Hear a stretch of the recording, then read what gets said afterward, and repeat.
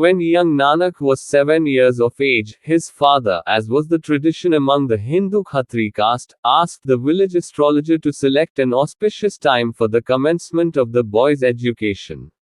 The schoolmaster thought the time had arrived. The school appears to have been a humble one, and the tuition fees not exorbitant. Kalu's wife and not, as in modern times, the village moneylender was the custodian of the wealth of the house. Kalu took from her a coin corresponding to 3 farthings of English money, some betel nut, and rice, and presented them to the schoolmaster along with his son. In India, wooden tablets painted black are employed in teaching children the letters of their language.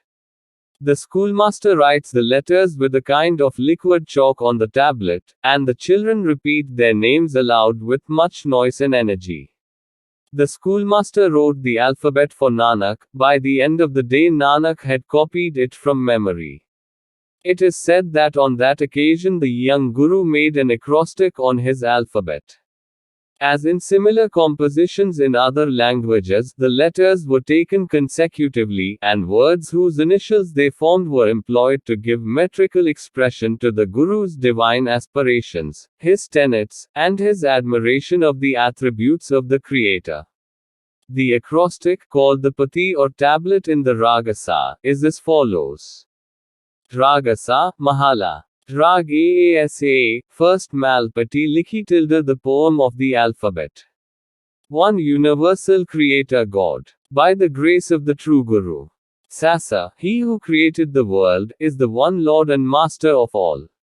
Those whose consciousness remains committed to his service, blessed is their birth and their coming into the world. O mind, why forget him? You foolish mind. When your account is adjusted, O brother, only then shall you be judged wise. Every, the primal Lord is the giver, he alone is true. No accounting is due from the Gurmukh who understands the Lord through these letters. Ora, sing the praises of the one whose limit cannot be found. Those who perform service and practice truth, obtain the fruits of their rewards. En Ganga, one who understands spiritual wisdom becomes a Pandit, a religious scholar. One who recognizes the one Lord among all beings does not talk of ego. Kaka, when the hair grows grey, then it shines without shampoo. The hunters of the king of death come, and bind him in the chains of Maya. Kaka, the creator is the king of the world, he enslaves by giving nourishment. By his binding, all the world is bound, no other command prevails. Gaga, one who renounces the singing of the songs of the Lord of the universe becomes arrogant in his speech. One who has shaped the pots, and made the world the kiln, decides when to put them in it. Ghagha, the servant who performs service, remains attached to the word of the Guru's Shabad. One who recognizes bad and good as one and the same, in this way he is absorbed into the Lord and Master. Chacha, he created the 4 Vedas, the 4 sources of creation, and the 4 ages. Through each and every age, he himself has been the yogi, the enjoyer, the pandit and the scholar. Chacha, ignorance exists within everyone, doubt is you doing, O Lord. Having created doubt, you yourself cause them to wander in delusion. Those whom you bless with your mercy meet with the Guru. Jajja, that humble being who begs for wisdom has wandered begging through 8.4 million incarnations. The one Lord takes away, and the one Lord gives, I have not heard of any other. Jajja, O mortal being, why are you dying of anxiety? Whatever the Lord is to give, he shall keep on giving. He gives, and watches over us according to the orders which he issues. His beings receive nourishment. Nyanya, Vinthe. Lord bestows his glance of grace, then I do not behold any other. The one Lord is totally pervading everywhere, the one Lord abides within the mind. Tenka, why do you practice hypocrisy, O mortal? In a moment, in an instant, you shall have to get up and depart. Don't lose your life in the gamble, hurry to the Lord's sanctuary. Tyotha, peace pervades within those who link their consciousness to the Lord's lotus feet. Those humble beings, whose consciousness is so linked, are saved. By your grace, they obtain peace. Dedda, why do you make such ostentatious shows, O mortal? Whatever exists, shall all pass away. So serve him, who is contained and pervading among everyone, and you shall obtain peace. Dhadha, he himself establishes and disestablishes, as it pleases his will, so does he act. Having created the creation, he watches over it, he issues his commands, and emancipates those upon whom he casts his glance of grace. Nana, one whose heart is filled with the Lord, sings his glorious praises. One whom the Creator Lord unites with himself, is not consigned to reincarnation. Tenka, the terrible world ocean is so very deep, its limits cannot be found. I do not have a boat, or even a raft, I am drowning, save me, O severe King. Tyotha, in all places and interspaces, he is, everything which exists, is by his doing. What is doubt? What is called Maya? Whatever pleases him is good. Dedda, do not blame anyone else, blame instead your own actions. Whatever I did, for that I have suffered, I do not blame anyone else. Dhadha, his power established and upholds the earth, the Lord has imparted his color to everything. His gifts are received by everyone, all act according to his command. Nana, the husband Lord enjoys eternal pleasures, but he is not seen or understood. I am called the happy soul bride, O sister, but my husband Lord has never met me. Papa, the Supreme King, the Transcendent Lord, created the world, and watches over it. He sees and understands, and knows everything, inwardly and outwardly, he is fully pervading. Fafa, the whole world is caught in the noose of death, and all are bound by its chains. By Guru's grace, they alone are saved, who hurry to enter the Lord's sanctuary. Baba, he set out to play the game, on the chessboard of the 4 ages. He made all beings and creatures his chessman, and he himself threw the dice. Baba, those who search, find the fruits of their rewards, by Guru's grace they live in the fear of God.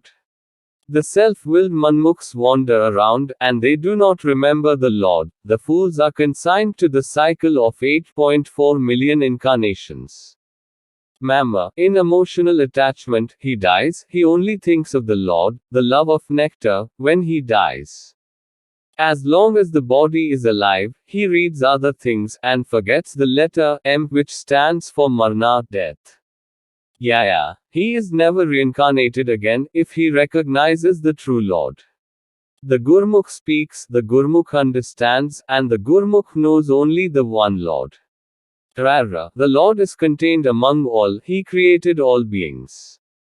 Having created his beings, he has put them all to work, they alone remember the Naam, upon whom he bestows his grace. Lalla, he has assigned people to their tasks, and made the love of Maya seem sweet to them. We eat and drink, we should endure equally whatever occurs by his will, by his command. Vawa, the all-pervading transcendent Lord beholds the world, he created the form it wears. He beholds, tastes, and knows everything, he is pervading and permeating inwardly and outwardly. Rara, why do you quarrel, O mortal?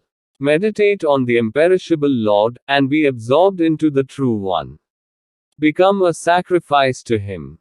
Haha, there is no other giver than him, having created the creatures, he gives them nourishment. Meditate on the Lord's name, be absorbed into the Lord's name, and night and day, reap the profit of the Lord's name.